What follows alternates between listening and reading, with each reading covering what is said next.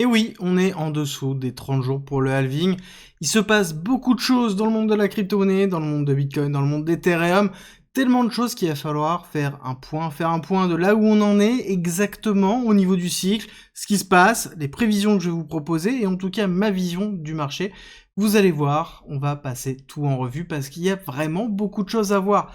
Alors, on passe en dessous de 30 jours, au-dessus de 30 jours, encore une fois, on n'oublie pas que le halving, ce n'est pas une date, c'est un nombre de blocs, et donc forcément, ça variera au fur et à mesure, mais en tout cas, on sait que ce sera courant avril, certainement fin avril, il y a de grandes chances que ce soit fin avril, et ça va être un moment clé, je vais pas revenir sur ce qu'est le halving, mais on va passer en revue déjà plusieurs points. 1, on va revenir sur l'état général des ETF Bitcoin, 2, sur l'état général des ETF Ethereum, on va revenir sur l'impact de BlackRock sur Ethereum et les ETF, ce qui va se passer réellement pour la crypto, peu importe ce qui se passe avec la SEC, je vais vous donner mon avis sans filtre sur ça, et l'impact qui se passe sur la macroéconomie générale, parce qu'il se passe vraiment quelque chose qui est juste extraordinaire, et il faut comprendre l'impact que ça va avoir sur les cryptos, parce que je pense que ça peut déplacer justement ce qu'on a l'habitude de voir.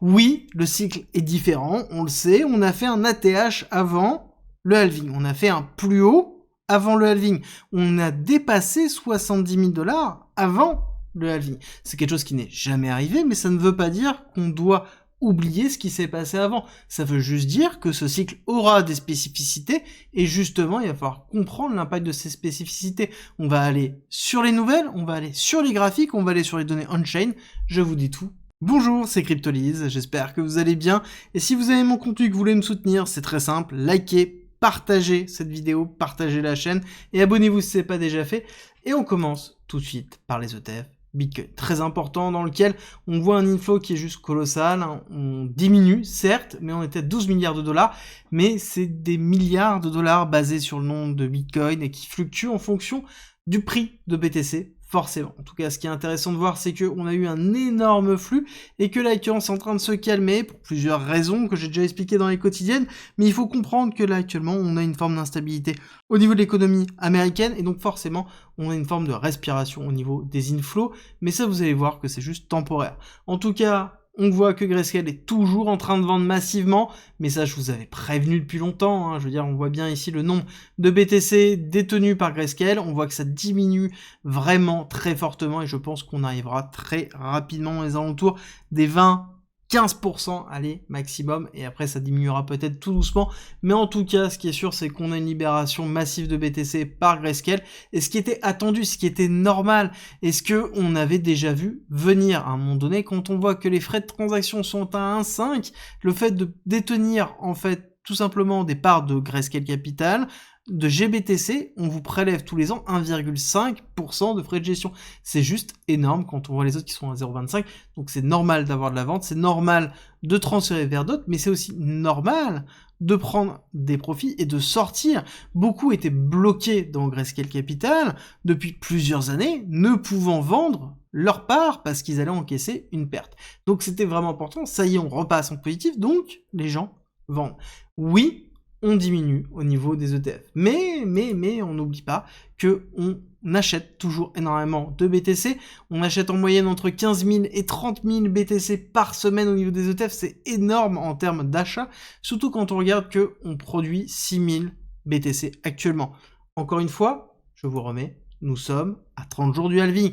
Dans 30 jours, on diminuera cette somme-là par 2. Donc ça veut dire que le nombre de BTC disponibles, de nouveaux BTC, pardon, on va le voir tout à l'heure, mais de nouveaux BTC disponibles, va être divisé par 2. Tout ça, je vous l'ai déjà dit, mais c'est juste pour poser les bases, histoire qu'on revienne sur la même base, pour ceux qui n'ont pas vu les autres vidéos, qu'on soit vraiment sur la même idée, parce qu'on va aller assez loin, et je vous assure que ça va être très intéressant. Il faut juste s'accrocher un petit peu, vous allez voir que tout va prendre sens. On va reprendre un autre élément que je vous ai donné. On sait qu'il va y avoir 2 institutions qui vont arriver en Q2 pour investir en Bitcoin. La question va être pourquoi en Q2, pourquoi ils ne l'ont pas fait maintenant? Pour plusieurs raisons, c'est que déjà beaucoup ont découvert Bitcoin maintenant, ont découvert les ETF Bitcoin maintenant, et qu'ils mettent le temps de pouvoir valider l'afflux de capitaux dans ces ETF-là. Donc c'est normal que ça mette du temps. On sait que ça va prendre du temps. Et là-dessus, il y en a un qui lui n'a pas le temps et qui continue à accélérer et qui va sur de nouvelles choses. Et on a quand même BlackRock. Et c'est là où je veux vous donner du corps. C'est-à-dire que BlackRock a permis la validation des ETF spot Bitcoin. D'accord? On peut pas dire que c'est quelqu'un d'autre. Non. Il y a Grayscale, la décision de justice, mais surtout c'est BlackRock qui a mis suffisamment de pression sur la SEC pour que ça passe. À côté, on a BlackRock qui annonce le lancement de quoi? D'un ETF spot Ethereum. Ok, alors, il n'est pas tout seul, il y a toute la famille, hein. On a Grayscale, on a Fidelity, on a Valkyrie, etc. etc. D'accord? Mais ça n'empêche que BlackRock continue à avancer. Et avance encore plus loin. Il avance en lançant son premier fonds tokenisé qui utilisera Ethereum, je vous ai fait une vidéo exprès dessus, qui va être un mix entre un stablecoin et un securities. Et donc là, clairement, on a un acte de guerre ouvert entre BlackRock et la SEC. BlackRock dit clairement à la SEC, en fait, votre avis m'importe assez peu, dans tous les cas, vous allez valider ce qui est en train de se passer. Ça veut dire, si on revient sur cette notion d'ETF spot Bitcoin, que l'ETF spot Bitcoin est réussi, qu'ils ont la validation du fonctionnement, qu'ils ont la validation de l'intérêt du marché par rapport à ça. Si ils font la même chose avec l'ETF spot Ethereum, c'est qu'ils ont les mêmes informations, c'est qu'ils ont les mêmes besoins, c'est qu'ils vont dupliquer. Et je pense que c'est que le début. Je pense vraiment que c'est que le début. Donc ça veut dire qu'on a ici, et c'est pour ça que je vous présente tout ça, la validation de deux choses. Un, qu'on a les institutionnels qui s'intéressent réellement aux cryptos, et ça se voit principalement par l'intérêt autour de Bitcoin, mais pas que Bitcoin, et aussi à Ethereum, et on voit que dans tous les cas, Ethereum va être utilisé par des institutionnels pour modifier leur backlog. Je vous invite vraiment à regarder la vidéo que j'ai effectuée sur Ethereum versus plus RWA égale BlackRock. Très important de regarder cette vidéo-là si vous voulez comprendre les enjeux vraiment fatidiques autour de ça. C'est quelque chose qui va vraiment être très très important. Et surtout que ça se joue beaucoup, étant donné que la SEC essaie de contrecarrer. Et pourquoi la SEC essaie de contrecarrer? Il y a deux choses. Un, on sait qu'il y a les élections américaines à la fin de l'année. Et ça, gardez-le en tête parce que ça va jouer dans le plan économique dans pas longtemps dans la présentation que je vais vous faire. Mais la SEC essaie actuellement de contrôler la partie crypto parce qu'on a une partie d'afflux de capitaux qui sont juste totalement aberrants. On voit l'évolution de l'ETF spot Bitcoin de BlackRock qui a battu tous les records d'évolution des différents ETF. Comprenez bien que ça n'est jamais arrivé. C'est quelque chose qui est totalement innovant, quelque chose qui fait peur aux gens, qui fait peur aussi à la réglementation américaine, d'être dépassé, de ne pas avoir le temps de faire les choses. Et c'est exactement ce qui est en train de se passer. Il y a une course contre la montre qui a été enclenchée et accélérée par BlackRock à travers ces différentes annonces, et la SEC essaie d'interagir, et là je pense qu'on va avoir une bataille qui va être très intéressante, mais qui va impacter pas que Ethereum, qui va impacter l'ensemble des cryptos, et ce sera certainement l'élément déclencheur de l'afflux massif et vraiment quasiment infini de l'ensemble des institutionnels, parce que il va avoir un ensemble d'institutionnels qui vont arriver petit à petit, il va avoir une grosse partie tout de suite, et après ça va être un flux continu. Pourquoi? Parce que tout simplement, la blockchain et d'ordre général les cryptos sont un moyen de placement, notamment quand on regarde Ethereum, quand on regarde Bitcoin, qui sont très forts. Il est facile de pouvoir faire du rendement sur Ethereum. On a bien vu la demande de Fidelity de mettre en place le stacking dans son ETF Ethereum et donc proposer un rendement. Et on voit les produits de BlackRock qui proposent un rendement, et je peux vous assurer qu'on proposera un rendement sur Bitcoin aussi. Et ça, c'est juste le début. Et donc, c'est pour ça qu'on a un total market cap qui représente l'ensemble des cryptos hors BTC Ethereum, qui ne bronche absolument pas à l'annonce de Gary Gensler. On devrait trembler que Ethereum soit considéré comme une securities. Ethereum Securities égale l'ensemble des crypto securities. Là, ce n'est pas le cas, et on voit aussi la force du marché, la résilience. On ne croit pas à Gary Gensler. On voit que c'est un effet de manche. On voit que c'est quelque chose pour se donner du corps, pour pouvoir essayer de dire non, d'avoir suffisamment de contenance pour dire non, et aussi suffisamment de contenance pour dire, regardez, en termes de politique, je suis en train de me battre au niveau d'Ethereum. Je ne me laisse pas faire, je ne dis pas oui.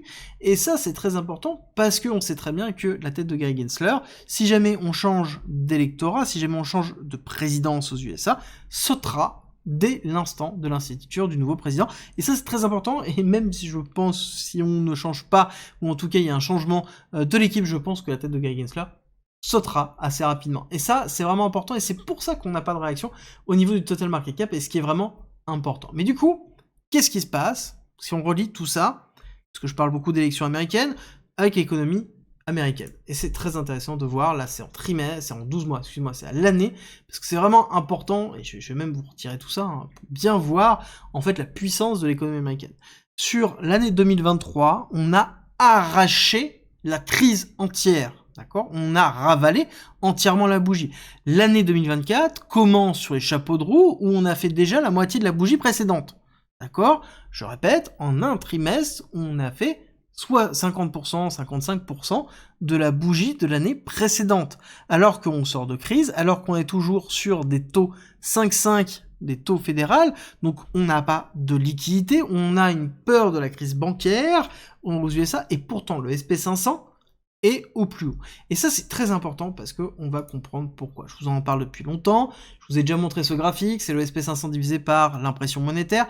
On a cassé la résistance très forte et on se dirige vers la bulle, la sphère bullaire, comme je pourrais le dire, dans lequel on a eu la bulle Internet. Maintenant, on va avoir la bulle de l'intelligence artificielle. Il faut pas douter de ça quand on commence à regarder un petit peu ce qui se passe sur les 7 magnifiques. Quand on voit des bougies comme ça, on sait très bien d'où ça vient.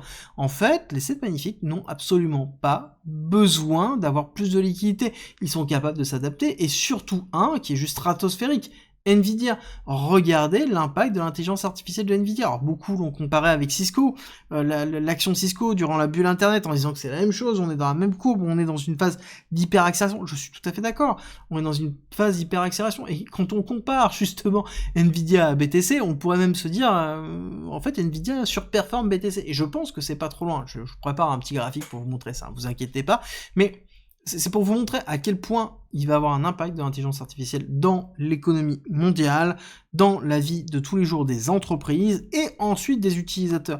Actuellement, si vous pensez que ça transforme quelque chose, c'est que vous êtes très très loin d'imaginer ce que ça va changer dans les années à venir, et je peux vous dire que ça va accélérer grandement. Et c'est quelque chose qui ne va pas juste supprimer des postes, là il y a toujours cette image négative, non, c'est quelque chose qui va aider à l'invention, qui va aider à l'innovation. Certainement, les principales problématiques que l'on se pose, dans lesquelles on est incapable de pouvoir gérer, seront réglées par l'intelligence artificielle. Et c'est là où c'est intéressant, c'est qu'on est en train de se diriger vers une économie qui va être boostée aux stéroïdes à travers l'intelligence artificielle, dans lequel on va avoir des nouvelles façons de fonctionner, on va avoir la mise en place d'une bulle qui sera peut-être bien supérieure à la bulle Internet pendant un certain nombre d'années, et à côté, on a la mise en place de BlackRock qui accélère sur la tokenisation dans les blockchains pour diminuer le coût effectif, donc la marge effective de gestion de ces assets, parce que c'est son backlog qui est géré, encore une fois, n'oubliez pas de regarder la vidéo. Et là, quand on commence à jumeler ça, on se dit, ok, globalement, BlackRock est en train de se préparer à comment optimiser ses marges durant certainement la mise en place d'une bulle qui va être juste impressionnante. Et donc, comment en profiter un maximum en mettant en place l'ensemble des éléments nécessaires pour pouvoir gérer le RWA, le Real World Asset. Je vous fais demain un top exprès sur ça, avec une partie dégène exprès pour vous, des cryptos dont j'ai déjà parlé sur la chaîne, mais pas que, il y aura plein de perles, des perles qu'on a déjà données depuis un certain temps dans le groupe privé, dans lequel on a déjà fait des énormes multiples. D'ailleurs, si ça vous intéresse de regarder en quoi consiste le groupe privé, c'est en commentaire en description, je peux vous dire que vous allez avoir un contenu extraordinaire. Regardez juste les feedbacks qui sont disponibles sur le Discord, vous allez voir que les gens sont conquis par ce qu'on propose. C'est en commentaire et en description si ça vous intéresse. Et si jamais vous voulez juste du contenu gratuit, vous inquiétez pas, vous avez la newsletter aussi en commentaire en description 100% gratuit, et un guide d'investissement qui vous donne les bases psychologiques d'achat et de vente directement en commentaire en description 100% gratuit. Pour revenir sur notre RWA, clairement, pour moi, ce que je vois là, c'est que BlackRock est en position de force et en train de se préparer, clairement, à la mise en place d'une bulle de l'économie américaine. Très clairement, et ça c'est plutôt classique, c'est quelque chose qu'on voit beaucoup dans les élections américaines, en tout cas en amont des élections américaines, où en fait on valorise l'économie actuelle, on est dans l'hyper-valorisation, même on pourrait dire, parce que justement il est important de montrer que l'économie va bien pour une réélection, donc on est dans une démarche très politique, dans une forme de manipulation, et à côté il n'y a pas de problème quand on regarde ce qui se passe. Et à tel point des surperformances, il suffit de comparer ici Nvidia à BTC. Je vous ai dit que j'avais un graphique pour vous montrer ça. Quand on divise Nvidia par BTC, on voit qu'on a quand même une grosse pattern qui est ultra bullish. On a eu une période de latéralisation qui montrait une forme d'équilibre plutôt cohérent entre les performances de Nvidia et BTC. On a cassé la résistance et on est en train de s'appuyer dessus pour faire un pullback, pour continuer à pousser. Donc on est sur une surperformance de Nvidia par rapport à BTC. Et c'est quelque chose qui est extraordinaire. On dit toujours que Bitcoin et la crypto est en hyper performance par rapport à ce que c'est un actif qui est risqué, qui est un actif qui performe énormément et qui a énormément de volatilité. Ok, bon, bah, j'ai envie de vous dire, quand je regarde Nvidia, je me dis, ok, BTC, ouais, bah, Nvidia, ouais, enfin voilà, on est quand même dans une démarche où l'écart entre la comparaison d'une performance de Nvidia et de Bitcoin est en train de diminuer. Et donc, ça veut dire que on s'habitue à voir ce type de choses-là. Et donc, ça veut dire que les cryptos ont plus vocation à rentrer dans des portefeuilles, et comme on l'a vu avec Fidelity, qui a décidé d'inclure entre 1 à 3% de crypto dans ses portefeuilles. Et ça, c'est très, très important. Clairement, au niveau du BTC, comme je vous ai dit, il y a quelque chose qui a changé. Oui, ce cycle est différent. On a ici dépassé le top, on a cassé les 70 000, avant le halving. Chose qui n'est jamais arrivée, c'est une première fois, le halving n'est pas passé, et à côté, on a dépassé le top. Est-ce que ça veut dire que tout est à jeter? Non, je ne pense pas. Pour moi, c'est juste le début d'une transformation qui est en train d'arriver, et si on regarde un certain nombre d'éléments on-chain, vous allez voir qu'il y a, en fait, des similitudes. On est au même endroit que d'habitude. On est au même endroit qu'une rupture de l'ATH. On n'est pas au même endroit qu'une rupture ici du halving, mais bien de l'ATH. Quand je regarde ici le moment où on a dépassé la courbe noire, au moment où on a cassé le précédent ATH lors du précédent cycle, on voit que la courbe bleue ici était au même niveau que cette courbe bleue maintenant. D'accord? Quand on regarde le cycle précédent, c'est exactement pareil, on était même plus haut que maintenant. Donc on est dans des phases plutôt classiques de respiration. Le tout, en fait, encore une fois, alors que le halving n'est pas présent. Et ça, c'est important, parce que c'est quelque chose qu'on va voir encore une fois ici. Pareil, on va regarder le MVRV. Le MVRV, c'est quoi? C'est l'écart entre le prix et le prix réalisé, c'est-à-dire combien réellement on est en profit sur les BTC versus le prix du BTC. Plus l'écart est grand, plus cette courbe orange est élevée. Donc plus on a un écart important et donc plus on a tendance à vendre et plus on arrive dans un top de marché. Et là, ce qui est intéressant de voir, c'est que quand on regarde, pareil sur nos petites courbes noires, les zones de rupture, on voit qu'on arrive en fait dans ce top-là qui correspond à ce top-là. Et c'est pareil systématiquement. On regarde ici, ça correspond à quoi? Pareil, en fait, on est dans une zone identique non pas au halving, identique non pas à la temporalité, mais identique au placement du prix. Donc ça veut dire qu'on a un comportement totalement identique au cycle précédent. C'est juste qu'il a une particularité, parce qu'il est en avance. En avance, oui, mais il a aussi une autre particularité, c'est qu'on a une mise en place exponentielle du nombre d'acteurs qui sont dans le minage de Bitcoin. Ça veut dire, pour moi, qu'on est dans une hypervalorisation de l'importance de miner du Bitcoin. Ça veut dire que tout le monde, les gros acteurs qui sont en train de se positionner dessus, et ça c'est pas n'importe qui, on regarde BlackRock, qui achète massivement des parts de sociétés qui minent du Bitcoin, c'est qu'il y a une raison derrière. Encore une fois, je reviens toujours sur ce que je vous expliquais. ETF Spot, ouverture de leurs fonds sur Ethereum, validation de l'ETF spot. Donc il y a une raison à un moment donné, il y a une corrélation entre tout ça. Il faut juste prendre du recul. Si on investit massivement dans le minage du Bitcoin alors que la difficulté ne fait qu'augmenter, donc ça veut dire qu'il est de plus en plus difficile de miner du Bitcoin, c'est qu'il va avoir à un moment donné une hyper valorisation du Bitcoin, et que là ce qu'on est en train de voir, c'est juste cette notion de repricing, le fait d'avoir un rééquilibrage entre le prix de Bitcoin et la demande, qui est un rééquilibrage en fait entre la demande et l'offre. Et ça, c'est quelque chose dont je vous ai souvent parlé, la notion de liquidité au niveau de BTC. On sait tous qu'il y a 21 millions de BTC, ok.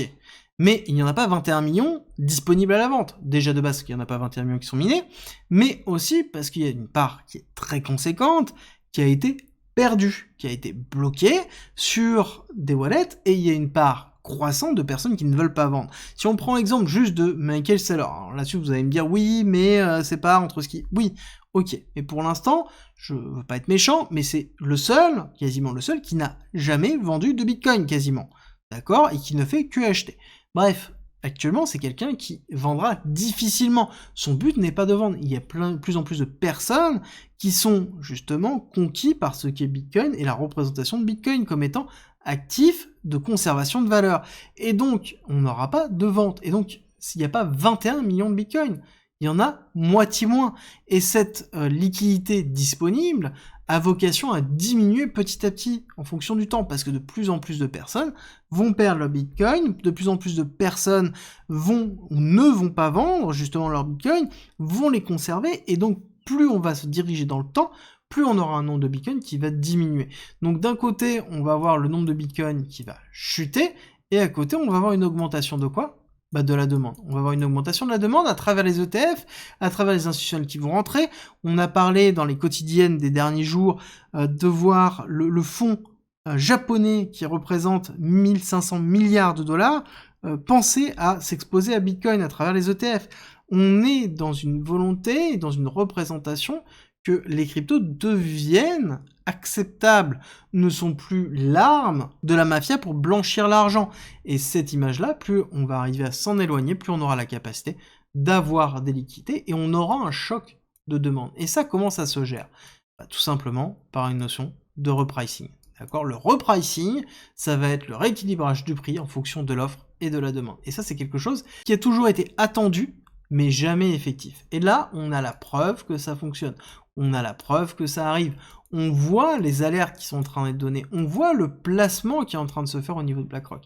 Tout ça, ce sont des éléments factuels dans lesquels on est capable de pouvoir statuer que dans les années qui arrivent, on aura un déplacement de liquidité sur les cryptos qui va être beaucoup plus conséquent que prévu et on risque d'avoir excessivement de volatilité le temps de ce repricing event, et une fois que ce sera effectué, à ce moment-là, on aura un aplatissement de la volatilité. Et ça, ce n'est pas un fait, ça c'est uniquement ma vision et mon analyse du marché.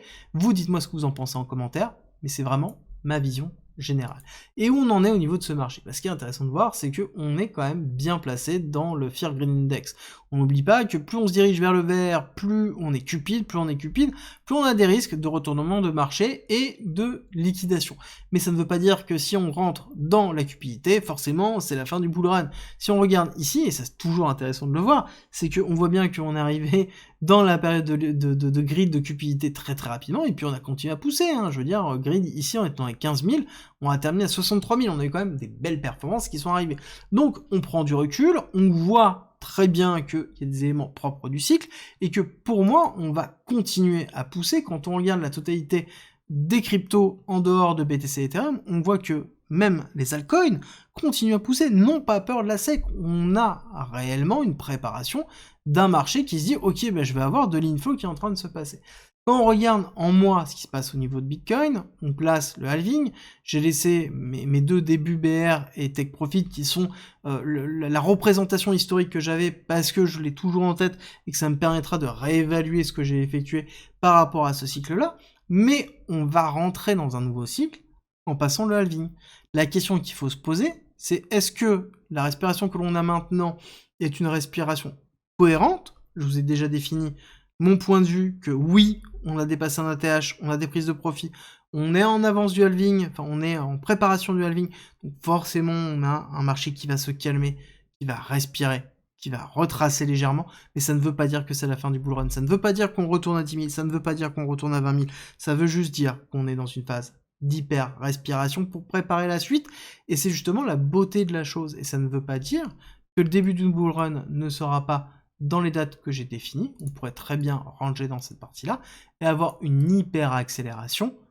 À ce moment-là, est-ce que là, cette accélération ici, ne serait pas une partie du repricing, un rééquilibrage entre l'offre et la demande, qu'on aurait une deuxième phase de repricing, qui aurait lieu par la suite, et qui donnerait le goût du bull run, et de la phase hyper-spéculative.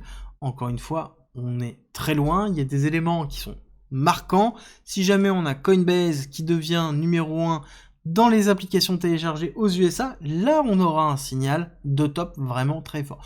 Je pense qu'on a le temps, on respire, encore une fois, on prend du recul, je vous délivre ma vision, ma représentation, et la façon dans laquelle je vais gérer ce risque-là. C'est quelque chose que j'échange énormément dans le groupe privé, dans lequel je fais les lives dans le groupe privé, où j'explique mes stratégies de take profit, mes stratégies d'achat, mes stratégies de levier, où je donne en fait toutes les informations que je ne peux pas forcément donner sur YouTube, parce que ce sont des informations qui sont propres à ma façon de faire et que je ne peux pas donner à des personnes qui n'ont pas le recul nécessaire et qui n'ont pas la capacité de pouvoir me contacter et de pouvoir contacter les différents coachs. Donc ceci est ma vision. Ceci est la représentation de ce qui va se passer pour moi. On va rentrer dans une période qui peut peut-être repartir à la hausse, un peu à la baisse, mais je pense qu'on va avoir une forme de stabilisation durant peut-être une semaine, un mois, 2 mois, 3 mois. Je n'ai pas de boule de cristal, juste que on a un halving. Le halving ne va rien déclencher, il va juste être le moment fatidique dans lequel on dit ok, on passe sur le cycle suivant. Et petit à petit, on aura une nouvelle réaccélération. Et ensuite, on aura certainement une grosse partie d'inflow qui re-rentrera au niveau de Bitcoin. Entre-temps, on aura la réglementation qui sera mise en place, peut-être sur les stablecoins, peut-être sur les securities, la stabilisation autour d'Ethereum, et donc à ce moment-là, on repartira à la hausse. Et je pense que l'élément marquant qui arrivera sera certainement les élections américaines. Et je pense que pour moi, cette phase fatidique déterminera est-ce que ce sera la fin du bull run à cette époque-là, ou les débuts réellement d'une phase expansionniste beaucoup plus importante qu'on a pu connaître, notamment sur le dernier bull run, dans lequel on a été coupé net par le China ban, par cette chute drastique ici, qui était liée à une décision 100% politique chinoise. Encore une fois, ce sont des éléments qui prennent en compte les datas d'aujourd'hui jusqu'à aujourd'hui et qui sont 100% subjectifs. À vous de faire votre propre analyse, de vous baser sur toutes ces informations-là. Dites-moi ce que vous en pensez en commentaire et si jamais vous avez aimé cette vidéo, n'oubliez pas, pour me soutenir, c'est simple, likez, partagez la vidéo, surtout partagez-la et abonnez-vous si ce n'est pas déjà fait. Et nous, on se retrouve très très vite pour une nouvelle vidéo.